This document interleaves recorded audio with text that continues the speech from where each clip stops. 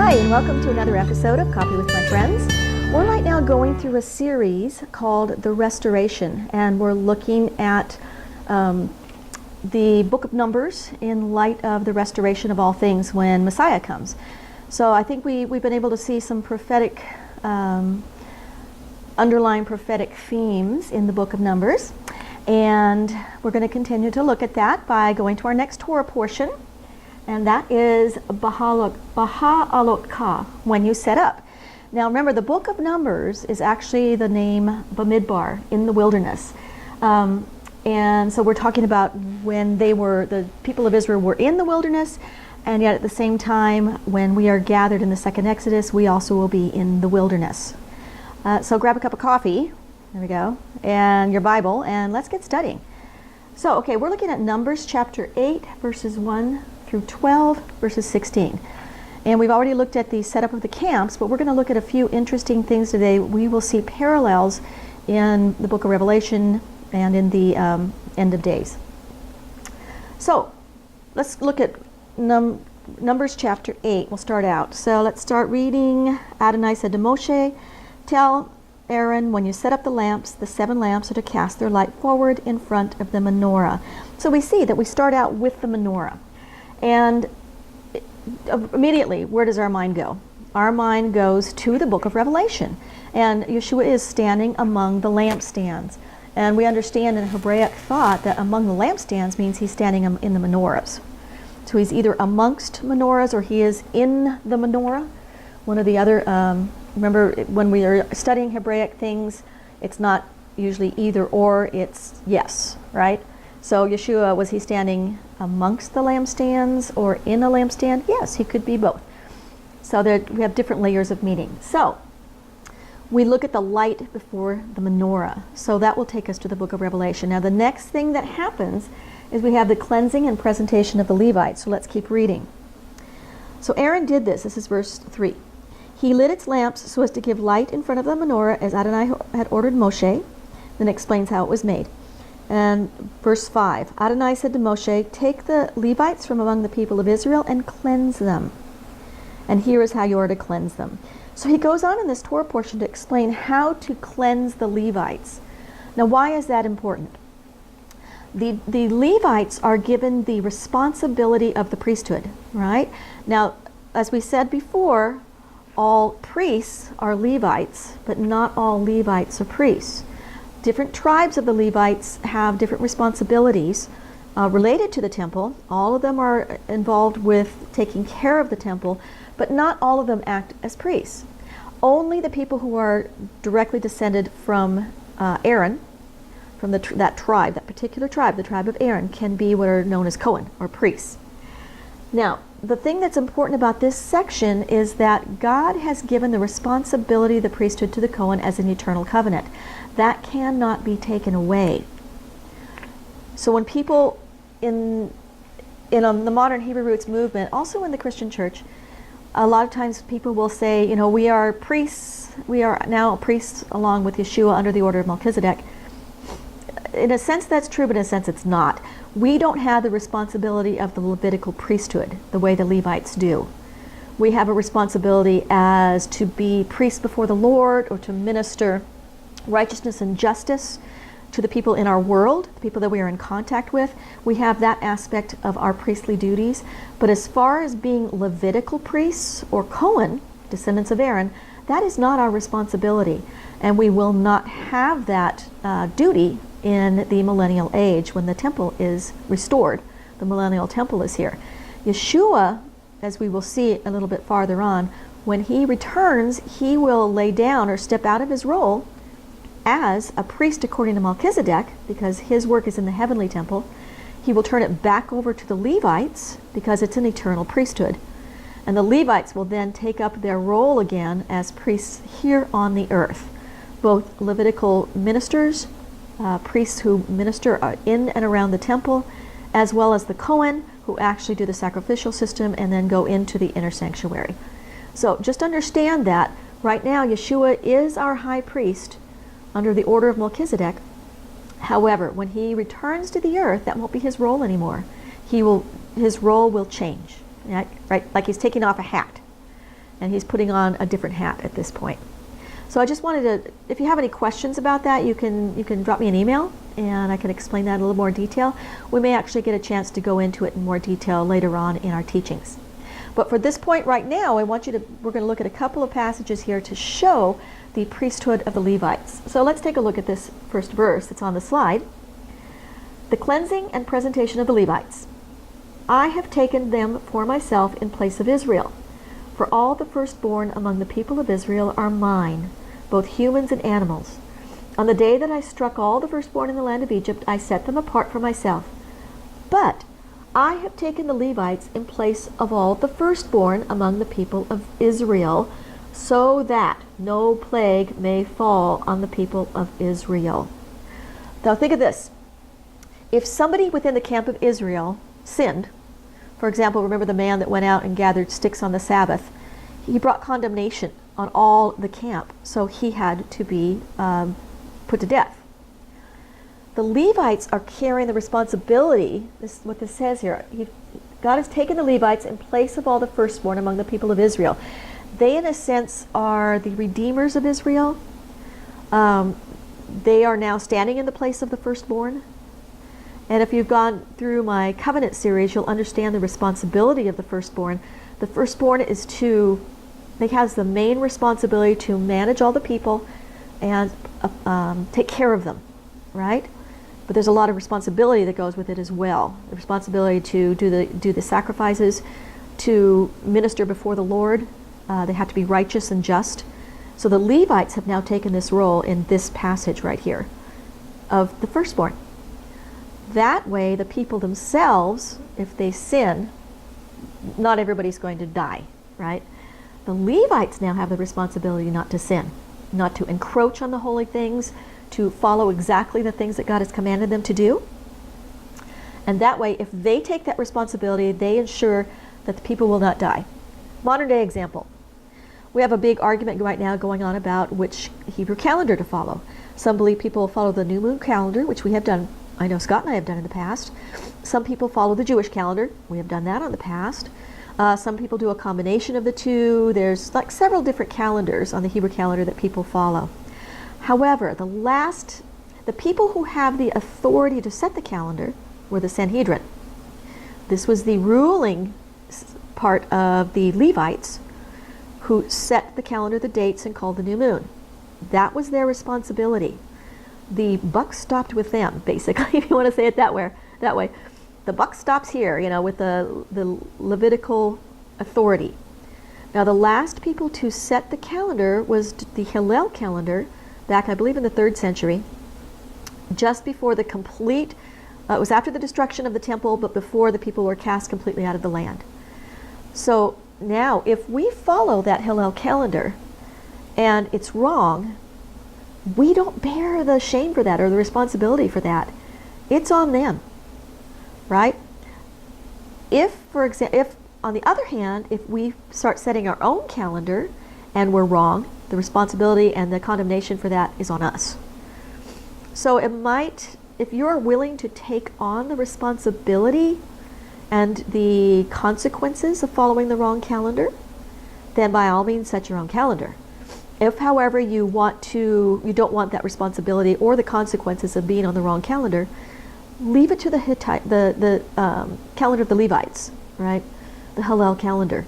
And you're probably it's better to be safe than sorry at this point, because as you see in some of these stories, if you encroach on God's things and the responsibilities of other people, there's severe consequences for that. So just saying, Scott and I have chosen to follow the Hillel calendar, which is the Jewish calendar, and because the responsibility and the condemnation, if they're right or wrong, lies on them, and it's not on us. I hope that makes sense. Okay, so let's keep looking. So God takes the Levites in place of all the firstborn, so that no plague will fall on the people of Israel in consequence of their coming too close to the sanctuary. It's their responsibility to protect the people of Israel from a plague, condemnation, encroaching too close. And this responsibility of the Levites went into the the temple, and it was the responsibility of the temple guards who were Levites. The temple guards were being set up at this time. We will see that in a future Torah portion. But right now we know that God is setting up the Levites to guard the holy places of God, which in this case is the tabernacle, and in the future will be the temple, and in the millennium will be the temple as well, so that nobody will cross into the wrong place, encroach on God's holiness, and cause a plague to be released on all the people. Okay. Let's see. Is there anything else I want to bring out on that? I think that's about it for that. The one thing I will point out, I thought was interesting, this is Numbers chapter 8, verse 23. Adonai said to Moshe, "Here are instructions concerning the Levites. When they reach the age of 25, they are to begin performing their duties, serving in the tent of meeting. And when they reach the age of 50, they are to stop performing this work and not serve any longer. They will assist their brothers who are performing their duties in the tent of meeting, but they themselves will not do any of the work. This is what you're to do with the Levites regarding their duties." So you can see right there. At 25, they begin their work in the temple complex, and they work until 50, at which time they retire. But they're not to do any of the works of the Kohen. So they don't go into the holy place. They don't take care of the menorah, the showbread. They don't offer incense. And remember, only the high priest can actually go into the Holy of Holies and perform the Yom Kippur sacrifice once a year. Hope that makes sense. Okay, moving on.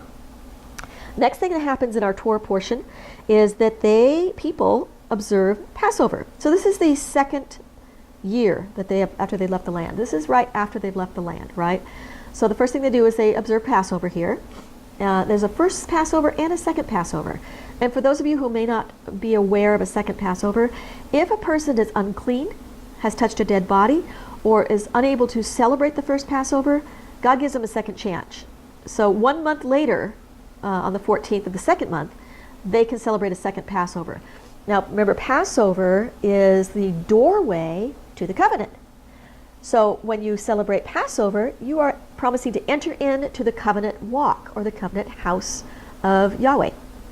And you begin to operate all the other feasts. So we've taught about this in the past. So Passover is not a salvation issue. It's an entrance to the covenant life. Okay? That makes sense. Good. So they operate on Passover. Now, there's a lot of thought about when the second Exodus will take place. I think it makes total sense, if history repeats itself, that it would happen during a Passover, either a first or second Passover. Could be either one. I can see an argument for either one. So at this point, we can't speculate on that.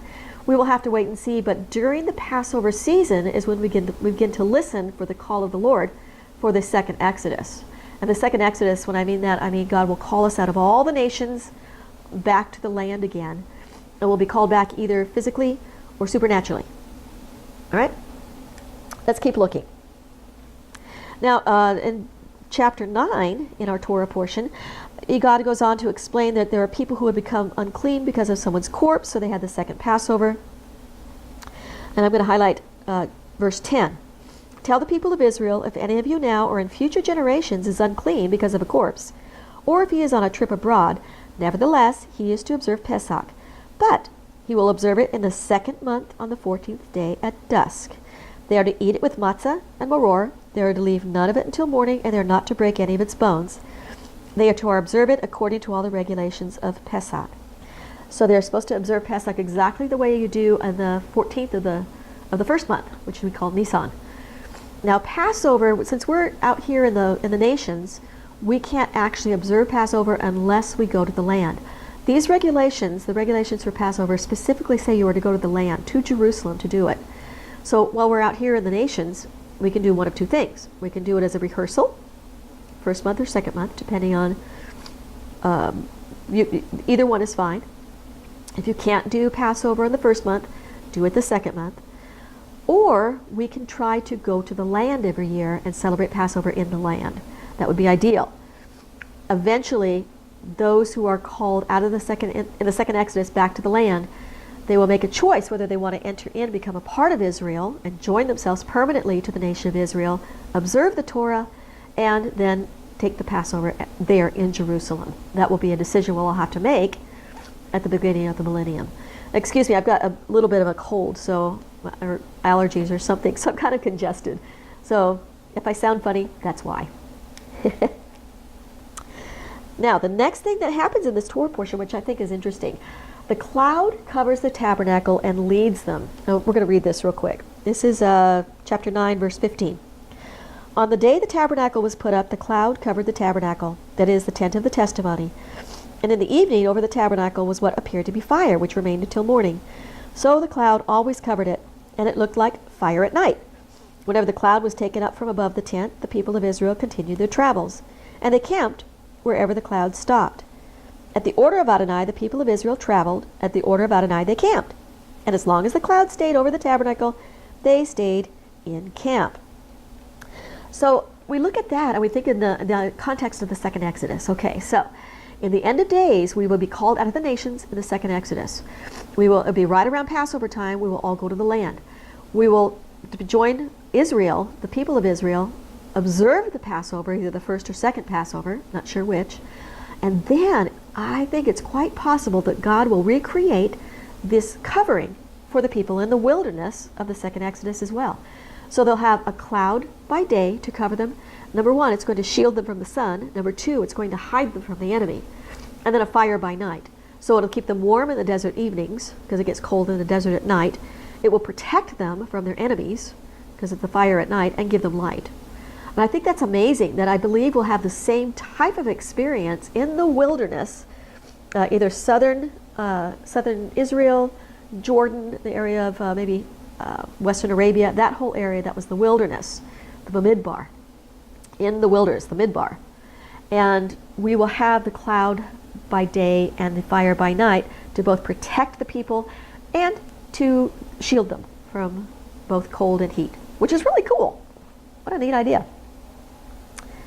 So at this point, they took them out and they traveled with them wherever they went. Now, next section of this, I love this next section of the Torah portion because it's talking about the silver trumpets. Now, what are the difference between a shofar and the silver trumpets? Most of the time, you'll see shofars used in the text, especially if you're reading the Torah in the Hebrew. God uses shofars for all kinds of things. When you see Joshua and the priests going around 7 times around the city and then they blow shofars, those are shofars. Those aren't silver trumpets. But silver trumpets are mentioned here, and they're used for specific things. Now, Scott and I have a couple of silver trumpets that we do blow. We keep them here at our home, and we blow silver trumpets for new moon. We blow it for certain feasts. I think they're so exciting, especially Yom Teruah, or the Feast of Trumpets, is when you blow silver trumpets. Other than that, we have shofars, and we'll blow shofars as well. So let's look at the silver trumpets and take a look at what this meaning would be. There's all kinds of cool meaning in the silver trumpets, and we're going to look at that from a Jewish perspective and a prophetic perspective. Now remember, silver is the color that represents redemption. So we look at silver as redemption, right? So first of all, there are 4 trumpet sounds. We're going to go over a little bit about the trumpets, and then we'll actually get into when you blow the trumpets. 4 trumpet sounds. Now, if you've been in a regular Torah observant Sabbath service, people will have blown the shofar at the beginning of the service. And you always hear it's a whole thing. If you blow it with a long blast, and then there's a short blast, dee-dee-dee-dee-dee-dee, and then a dee-dee-dee-dee-dee, and then another long blast. And you blow it the same way every time.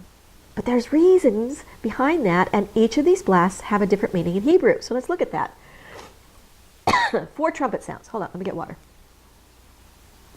I've already had coffee this morning, so now I'm drinking water in my coffee cup. Okay, 4 trumpet sounds. The first one is tekiah. That is 1 long blast. So you hear a tekiah, and it's a long blast. Then there's shebarim. These are 3 medium-length blasts that go da-da, boop-boop, boop-boop. If I were any good at blowing trumpets, I would do it for you, but I'm really not very good at blowing my shofar. I wish I was better. I just don't have the lips for it. The next one is a teruah. And teruah can mean both a trumpet blast and it can mean a shout, right? But these are 9 short staccato sounds. So it would be dee-dee-dee-dee-dee-dee-dee-dee-dee. Okay? And then it ends with the tekiah gedulah, which is the great tekiah, the great blast, 1 extra long blast. And you blow that thing and you hold it until your air runs out. So some people can blow it forever. And some of us who don't blow very well can only blow for a while. But that's what you're getting. You get the first long blast, then 3 doo-doo, that goes to hoo-hoo, hoo-hoo, hoo-hoo, and then the staccato, dee-dee-dee-dee-dee-dee-dee-dee-dee, and then one long whoo. And I'll see if I can find a good example of that and post it on the website. So you can, if you want to listen to see what the trumpets sound like, then you can click on the link. I'll see if I can find that for you. Okay, so what do these trumpet blasts mean? A tekiah, a one long blast. Now I got this off of, it's a Jewish website that I thought was really good at explaining the Hebraic or Jewish understanding of the long blast. Remember, this is the first one, the tekiah. I'm going to read this. You can read along with me on the slide. The laws of Jewish halakha, which is like the laws, regarding the sounding of the shofar demand that all of the shofar notes sounded shall have a tekiah to precede and succeed them. The tekiah, with its long, straight sound, is the bookends of all life. It comes first and it goes last. I really like that. So the tekiah, look at it as bookends. You start out with it and you end with it. The tekiah indicates stability, discipline, and consistency in life. It is the sound of the coronation of the king at Rosh Hashanah. So that gives us a little clue about when Yeshua will be crowned as king. Messiah king, the king under the auspices of Judah. Right? It'll be at Rosh Hashanah, the crowning of the king, or the coronation of the king.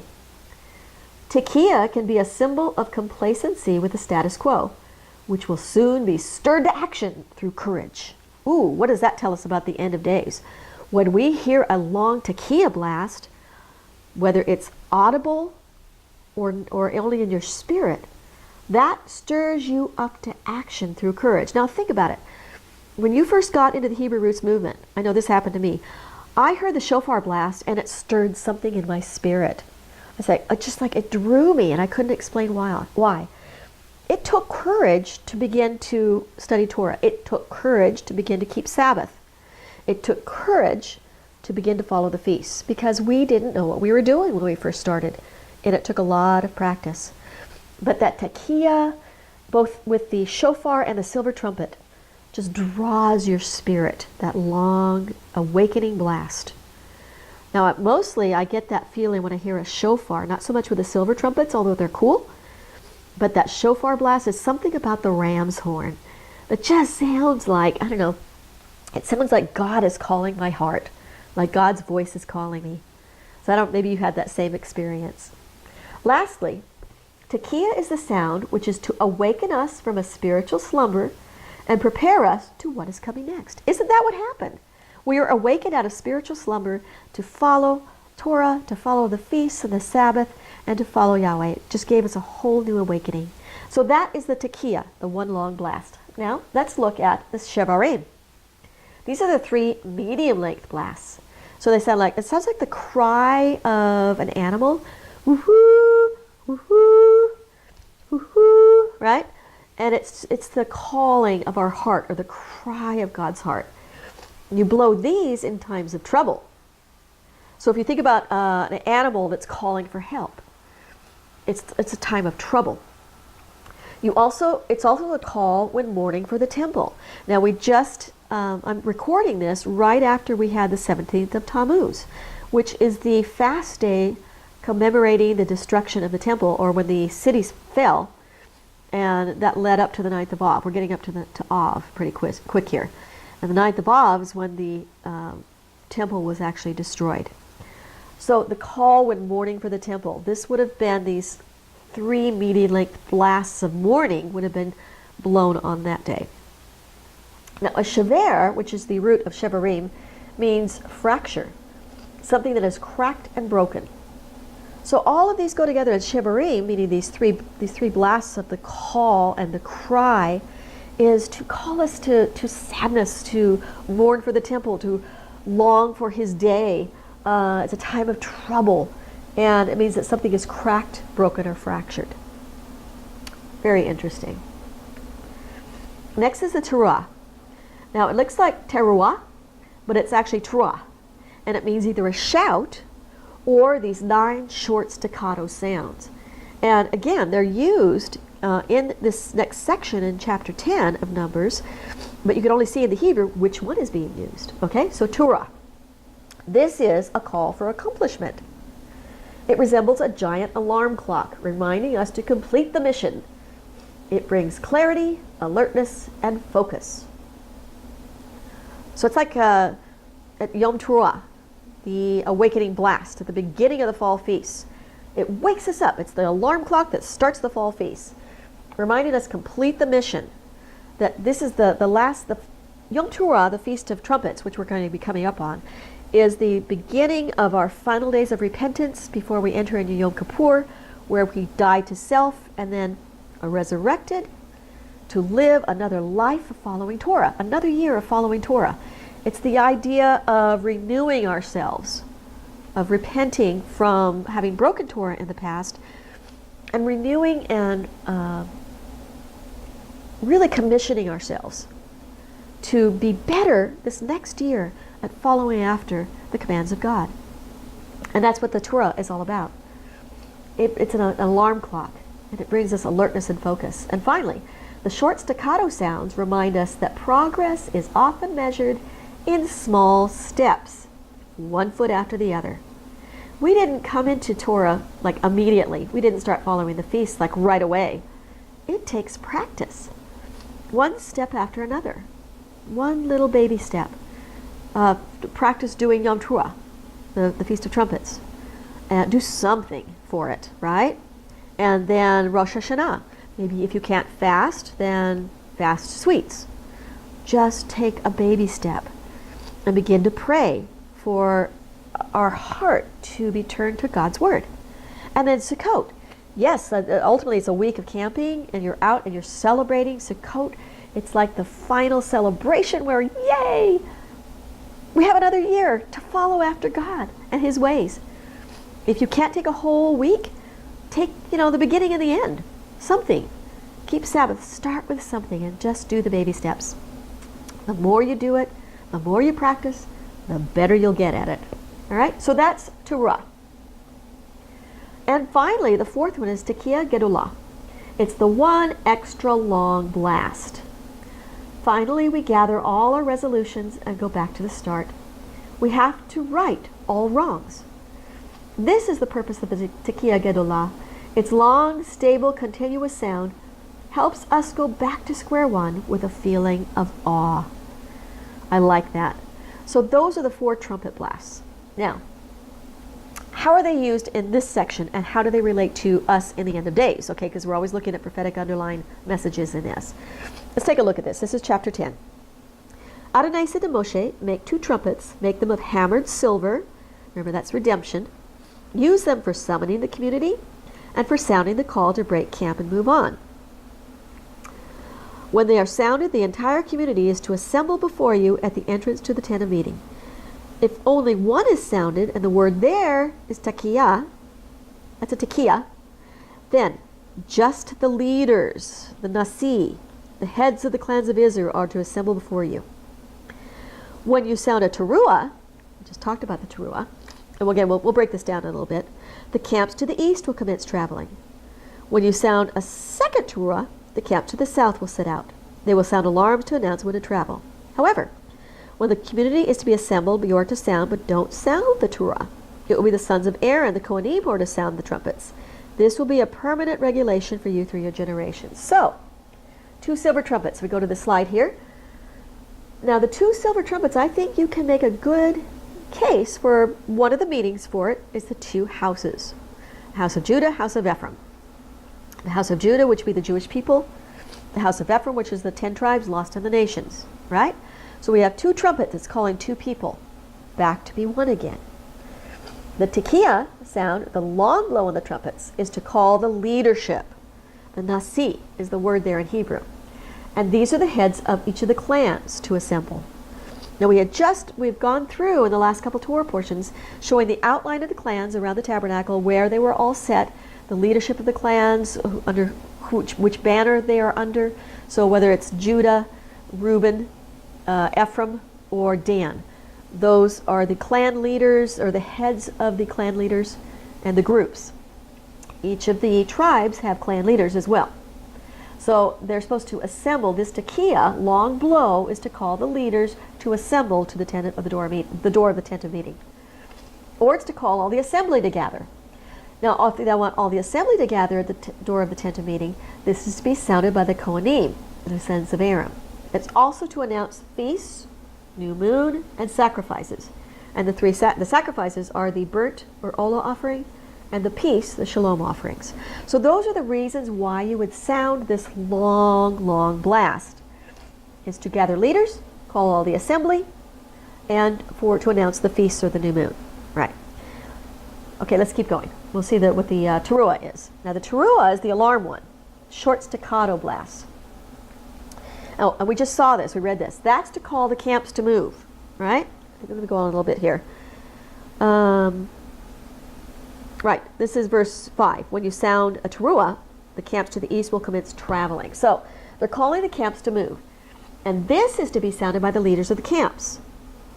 So each leader of the camp is to sound a teruah to their people. So that section knows when to begin packing up and when to move. It's also when you go to war in the land. That's a sound of war. It's warning of a coming enemy. So these are the staccato blasts, the 9 staccato blasts. And it says, then you will be remembered before Hashem your Elohim, and you will be saved from your enemies. Now, what are we supposed to, if you look at this prophetically, people have been saying, there have been these videos that have been on the internet for several years now, people hearing trumpets in the sky. And I'm intrigued by them, not that I'm totally understanding of what they mean, but they all sound like one big long blast. They're not the short staccato blast. So, we go back to this previous slide. If they're long blows on the trumpet, if we're hearing these all around the world, people say they may be supernatural. They haven't found really a reason for them. If they're real, it's to call the leadership, the heads of the clans, to assemble. Assemble where? Israel. Remember, they're calling, in this scenario here in Numbers, they're calling people to the door of the tent of meeting. In our case now, they would be calling them out of the nations to come to Jerusalem, which is where the Temple Mount is, where God has put his name. That's where the temple will be built. So is it possible that after all these years now, people have been hearing these trumpet blasts, not knowing what they meant, but God was using them to call the leadership out of the nations and back to Jerusalem? Because we are seeing people being gathered back to Jerusalem. Remember, it's also calling the assembly to gather. And what are we seeing? A lot of people, the Jewish people, are coming out of the nations because of persecution and coming back to the land. We're also seeing an awakening of Ephraim wanting to come back to the land, calling all people to assemble.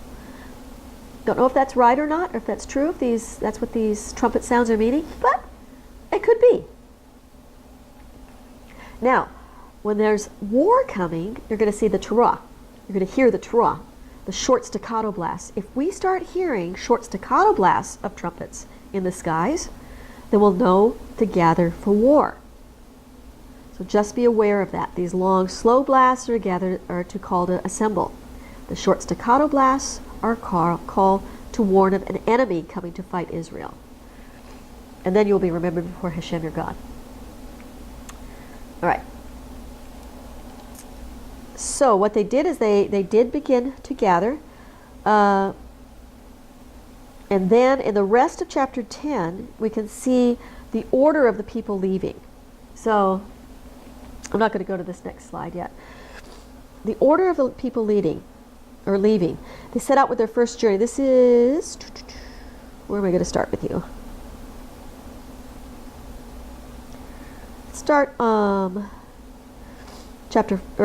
Stay in chapter 10, verse 13. So they set out on their first journey, in keeping with Adonai's order through Moshe. In the lead was the banner of the camp of the descendants of Judah. So Judah started out first. And then his group, it was Issachar and Zebulun.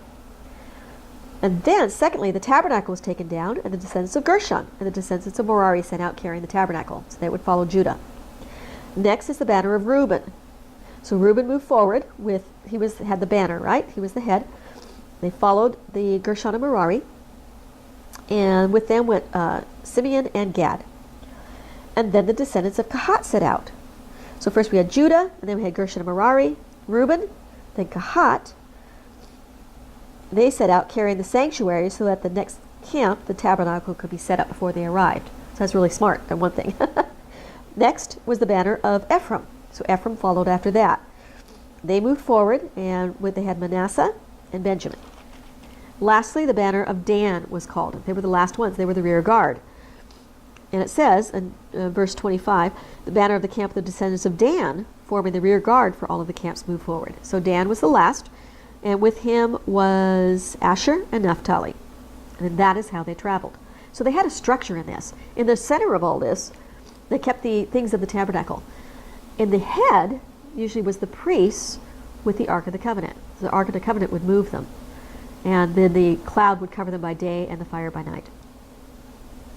So this is verse 28. This is how the people of Israel traveled by companies. Thus they moved forward.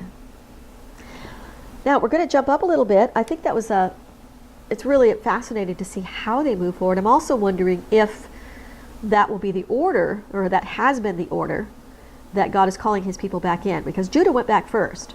They were the first ones to lead in the camp. And then the next thing is they're starting to set up, a lot of the 10 tribes are coming in with them. But Judah was the first to go back to the land. We're talking about modern days now. Excuse me.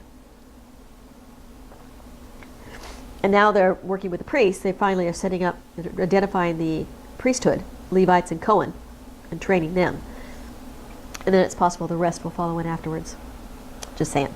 Now, I'm going to skip up now, how the camp begins to travel. And the first thing that happens is the people complain. They want meat to eat. They're getting tired of manna. They want meat. He says, I want to go back. They're complaining again. They want to go back to the land again, or back to Egypt again. So this is chapter 11. But the people began complaining about their hardships to Adonai. When Adonai heard it, his anger flared up, so that fire from Adonai broke out against them and consumed the outskirts of the camp. Then the people cried to Moshe. Moshe prayed to Adonai, and the fire abated. That place was called Taberah, which means burning, because Adonai's fire broke out against them. Verse 4, next the mixed crowd that was with them grew greedy for an easier life. Now this is key, remember that. Greedy for an easier life, because we're going to look at the story of the quail, and the greedy for an easier life is connected to the quail. While the people of Israel, for their part, also renewed their weeping and said, if only we had meat to eat. We remember the fish we used to eat in Egypt. It cost us nothing. And the cucumbers, the melons, the leeks, the onions, the garlic. But now we're withering away. We have nothing to look at but this manna. So what did God say? He decided, okay, great. I'm going to give you 70 leaders, right? Because Moshe's like, this is too much for me. What am I going to do? So God says, great. Bring me 70. This skip up to verse 16. Bring me 70 of the leaders of Israel. People like you recognize as leaders of the people and officers of theirs. Bring them to the tent of meeting and have them stand there with you. I will come down and speak with them, you there. I will take some of their spirit, which rests on you, and put it on them. Then they will carry the burden of the people along with you, so that you won't carry yours alone. So what happens? 70 leaders are anointed. Now the number 70 is important. There are 70 Gentile nations as well, which I think is really cool. And remember, Yeshua commissioned 70 people. After he sent out his 12 disciples, he commissioned 70 of his disciples to go out and preach the gospel. So this whole idea of 70 keeps coming up. 70 is a leadership number, right? And the Spirit was given to them. And that's the same thing that happened to the people. They were given the Spirit to go out and proclaim the gospel and heal the sick, cast out demons, and all of that. So they had that same kind of Spirit. The Spirit was given to them and they prophesied. Now, if we go on and see what happened, there were 2 men in the camp that didn't come to the tent of meeting to receive the Spirit. And we're going to skip up. Let me find that. This is chapter 24, chapter 11, verse 24. Moshe went out and told the people what Adonai had said. He collected 70 of the leaders of the people and placed them all around the tent. Adonai came down in the cloud, spoke to him, took some of the Spirit that was on him, and put it on these 70 leaders. When the Spirit came to rest on them, they prophesied, but not afterwards. Now, there were 2 men who stayed in the camp. They didn't go to the door of the tent of meeting.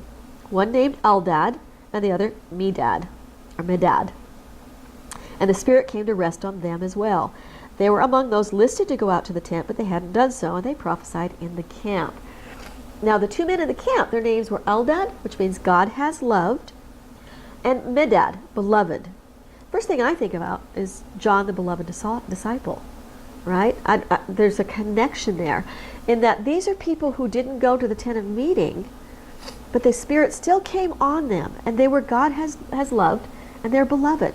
God still loves those people who have the Spirit of God on them, even though they don't go to the tabernacle of the tent of meeting, right? They didn't go to the door. They were still in the camp. And you could almost look at this prophetically as the idea of these are people who, although they are not following after the feasts and the things of the Lord, they're still out here in the camp. God still loves them, and He still puts His Spirit on them. These are our brethren. They may not have woken up to the feast yet. They may not be celebrating the Sabbath because they don't know how the joy of the Sabbath yet. But God has still put His Spirit on them. He still loves them. They're still the beloved. Even though they're out here in the camp, they're not at the door of the tent of meeting. So let's not condemn our brothers and sisters who are not awakened to Torah yet. Let's continue to know that God, they're beloved of God. Our Father loves them. And it's our responsibility to awaken our brethren to the joy of the feasts, of the Sabbath, of the Torah, of His way of life. Right? Understand they're still beloved. So, what happens next? Finally, I'm going to take the last thing that God says about this is this verse 29. Moshe replied, "Are you so zealous to protect me? I wish all of Adonai's people were prophets. I wish Adonai would put His Spirit on all of them." Which is cool because He did. On the day of Pentecost, in Acts chapter 2, He poured His Spirit out on all His people. So He did pour His Spirit on everybody, and they became His beloved. That's cool. Now, let's look at the quail. This is verse 30. Moses and the leaders of Israel went back into the camp, and Adonai sent out a wind which brought quails from across the sea, and let them fall near the camp, about a day's trip away on each side of the camp and all around it, covering the ground to a depth of 3 feet. The people stayed up all that day, all night, and all the next day gathering the quails. The person gathering the least collected 10 heaps. Ooh, 10. Woohoo, hello. That's always important when you see a 10. Then they spread them out for themselves all around the camp, but while the meat was still in their mouth, before they had chewed it up, the anger of Adonai flared up against the people, and Adonai struck the people with a terrible plague. Therefore that place was named Kirot Hatava, graves of greed, because they buried the people who were so greedy. Now, what does it have to be greedy? Remember I told you to remember that verse back here. People wanted an easier life. This is back in verse 4, chapter 11, verse 4. The mixed crowd was with them, grew greedy for an easier life. Quail is the word salam, and it's from the root word shalah, means to be quiet or at ease. It's the idea of having a peaceful life with no conflict, right? That's what the idea of quail means. The people wanted to have their mouth filled with ease. Peaceful life, no conflict, everything's wonderful. We don't have, we don't have to be out in the desert and struggle over Torah. It's just a life of ease. And that's what the people wanted. So they were greedy for a life of ease. A plague is released on those who are greedy for an easy life. Oftentimes, this Torah life is difficult. We didn't grow up in this. We didn't grow up Jewish. We don't really know how to do this unless we have Jewish friends that we can learn from, or if we're lucky enough to be in a congregation that with people who are Jewish and can help teach. Most of us are trying to figure this out on our own. We get online, we hear teachers, which is wonderful. We study Torah for ourselves. We have teachings like this. But for the most part, it's a hard thing to follow after Torah when we have no background in it. We're used to our Christian theology. But don't go back and ask for a life of ease again. Once we've started this journey, we need to keep pushing through. We don't want to go back to Egypt, to the nations. We don't want a life of ease and have our mouth filled with a peaceful, easy life, right? We need to be willing to move forward and live in this wilderness life while we're learning, we're practicing, step by step, little by little. Every year we get better at this if we keep pushing forward. And don't go back to the easy life, because what happened to them when they did? A plague came and they died, right? many people were killed because of the plague of an easy life. This is the same thing when we're called out of the nations in the second Exodus. We're going to be called, we're going to be living in the wilderness again. Not quite sure how that's going to work.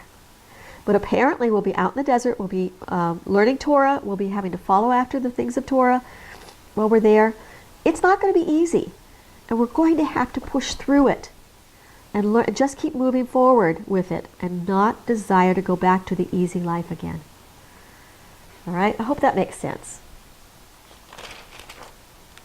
Now this Torah portion ends with Miriam and Aaron criticizing Moshe on account of the Ethiopian woman who had married.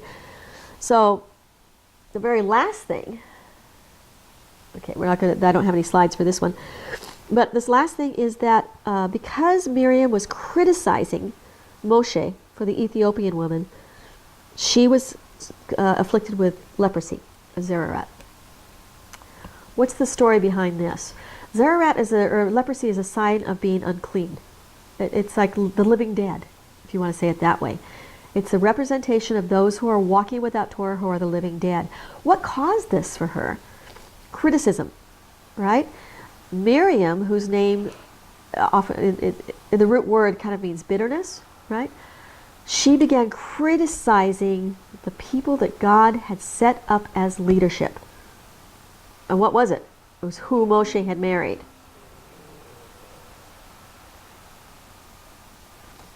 It's who Moshe had married.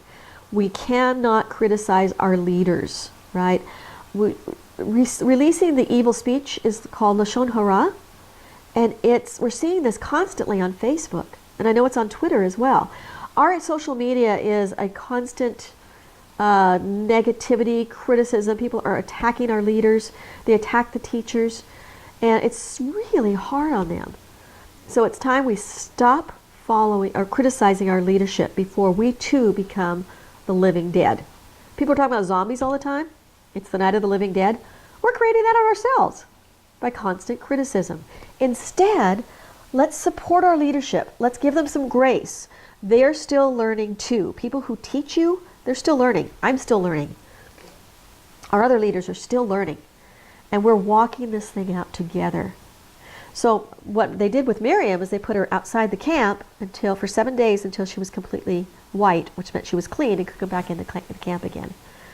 Let's not let that happen to us.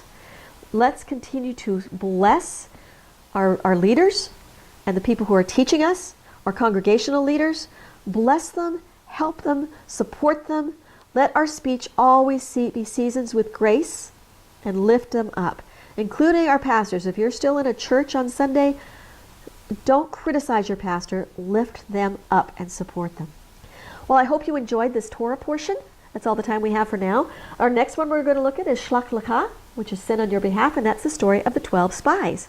There's lots of cool stuff in that one. So join us on this next time when we continue our study in the book of Numbers, Bamidbar in the wilderness, and we'll see you in the next Sabbath. Shalom.